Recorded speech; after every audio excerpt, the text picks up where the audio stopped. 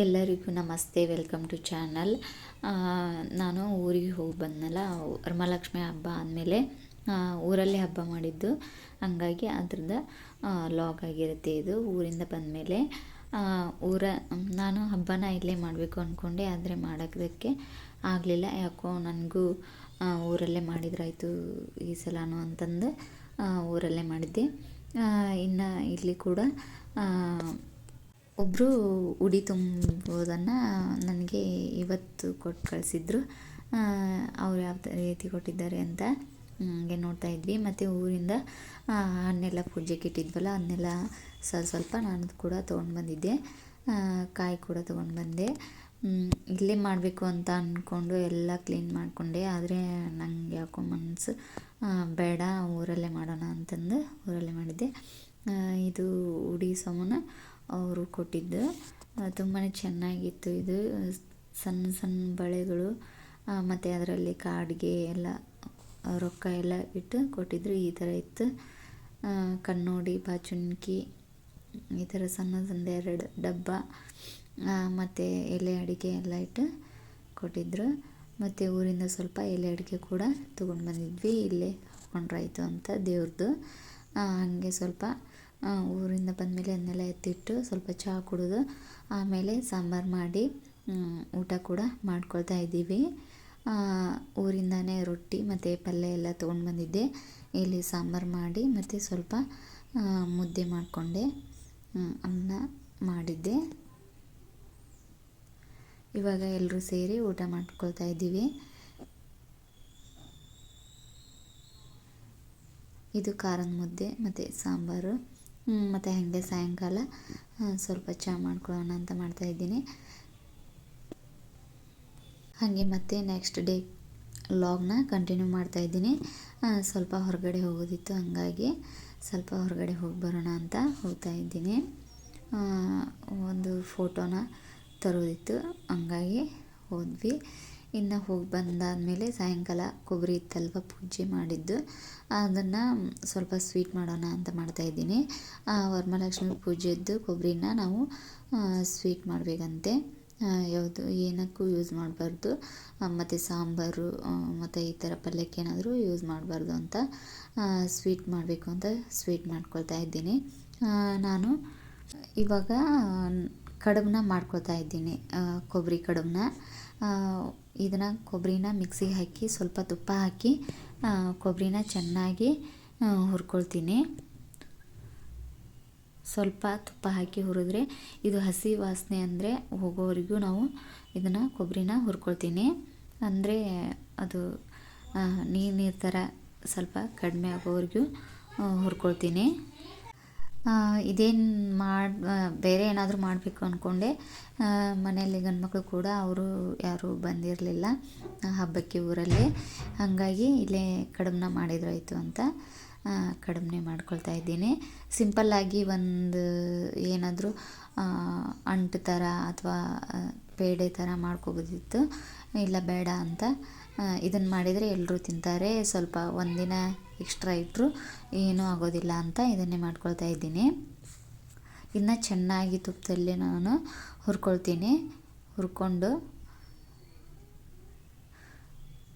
ಇದನ್ನು ಮೈದಾ ಹಿಟ್ಟನ್ನ ನಾನು ಕಲಸಿ ಇಟ್ಕೋಬೇಕು. ಇದನ್ನು ಹುರಿದಾದ್ಮೇಲೆ ಆ ಕಡೆ ಇಟ್ಟು ಮತ್ತು ಅದನ್ನು ಕೂಡ ಮಾಡ್ಕೋತೀನಿ.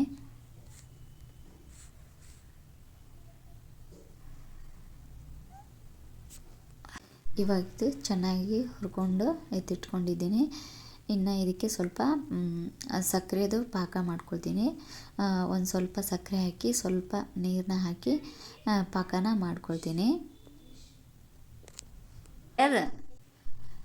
ಸ್ವಲ್ಪ ನೀರು ಹಾಕಿ ನಾವು ಇದನ್ನು ಕರಗಿಸ್ಬೇಕು. ಸ್ವಲ್ಪ ಸಕ್ಕರೆ ಕರಗಿ ತಂದ ಕೂಡಲೇ ಇದನ್ನು ಕೊಬ್ಬರಿನ ಹಾಕಿ 1-2 ನಿಮಿಷ ಇದರಲ್ಲೇ ನಾನು ಅದನ್ನ ಕೂಡ ಮಿಕ್ಸ್ ಮಾಡ್ಕೊಳ್ತೀನಿ.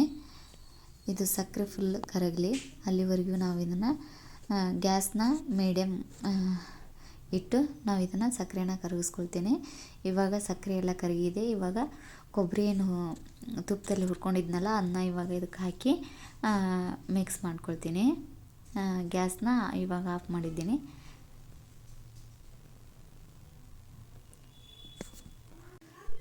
ಚೆನ್ನಾಗಿ ಮಿಕ್ಸ್ ಮಾಡ್ಕೊಳ್ತೀನಿ. ಇವಾಗ ಇದನ್ನು ಚೆನ್ನಾಗಿ ಮಿಕ್ಸ್ ಮಾಡ್ಕೊಳ್ತೀನಿ. ಗ್ಯಾಸ್ ಸ್ವಲ್ಪ ಸಣ್ಣ ಉರಿಲಿದ್ರೆ ನಡೆಯುತ್ತೆ. ಇದು ಫುಲ್ ಚೆನ್ನಾಗಿ ಮಿಕ್ಸ್ ಆಗಬೇಕು ಸಕ್ಕರೆ ಪಾಕದಲ್ಲಿ. ಬೆಲ್ಲ ಕೂಡ ಹಾಕೋಬೋದು.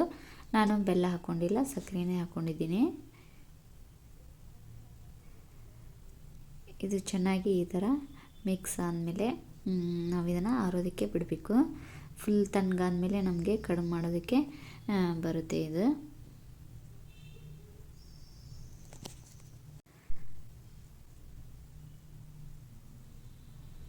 ಈ ಥರ ಚೆನ್ನಾಗಿ ಮಿಕ್ಸ್ ಮಾಡಿಕೊಂಡು ಎತ್ತಿಟ್ಕೊಳ್ತೀನಿ. ಇವಾಗ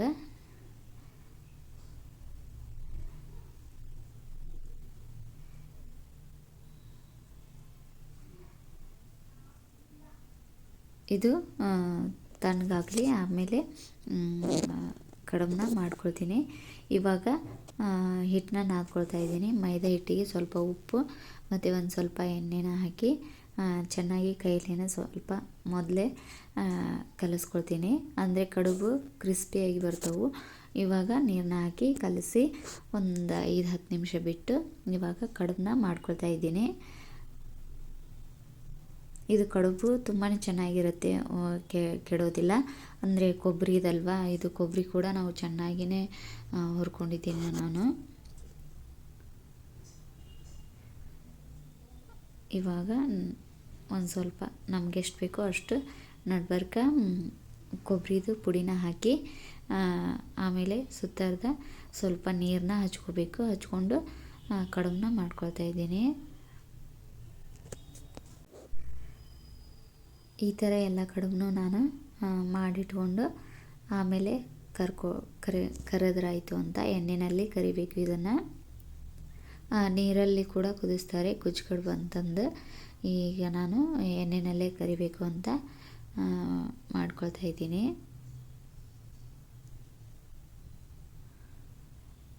ಇವಾಗ ಎಣ್ಣೆ ಕೂಡ ಕಾಸಕ್ಕಿಟ್ಟು ಸ್ವಲ್ಪ ಕಡುಬನ್ನ ಕರೆದಿಟ್ಕೊಂಡೆ. ಇನ್ನೊಂದು ಸ್ವಲ್ಪ ಇತ್ತು, ಅದನ್ನು ಕೂಡ ಕರಿತಾ ಇದ್ದೀನಿ. ಗ್ಯಾಸು ಮತ್ತು ಮೀಡಿಯಮಲ್ಲಿ ಇರಲಿ, ಫುಲ್ ಸಣ್ಣ ಬೇಡ, ಮೀಡಿಯಮಲ್ಲಿ ಇರಲಿ. ಹಂಗೆ ಇಟ್ಟು ಇದನ್ನು ಕರ್ಕೊಳ್ತಾ ಇದ್ದೀನಿ.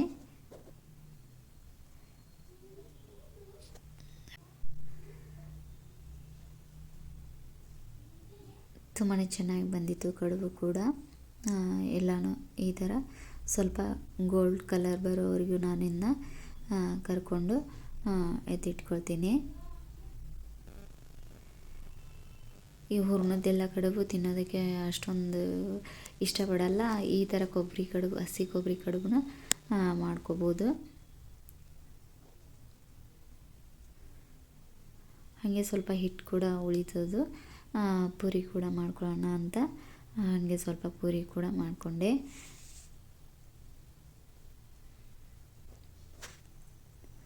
ಇವಾಗ ಯಾವ ರೀತಿ ಬಂದಿದೆ ಕಡುಬು ನೋಡಿ, ತುಂಬಾ ಕ್ರಿಸ್ಪಿಯಾಗಿದೆ. ತುಂಬಾ ಟೇಸ್ಟ್ ಕೂಡ ಚೆನ್ನಾಗಿತ್ತು. ತುಂಬಾ ಚೆನ್ನಾಗಿ ಕೊಬ್ಬರಿ ಕಡುಬು ಬಂದಿತ್ತು. ಇವತ್ತಿಗೆ ಈ ವ್ಲಾಗ್ನ ಇಲ್ಲಿಗೆ ಮುಗಿಸ್ತೀನಿ. ಮತ್ತೆ ಮುಂದಿನ ವಿಡಿಯೋದಲ್ಲಿ ಎಲ್ಲರಿಗೂ ಸಿಗ್ತೀನಿ. ಅಲ್ಲಿವರೆಗೂ ಎಲ್ಲರಿಗೂ ನಮಸ್ತೆ.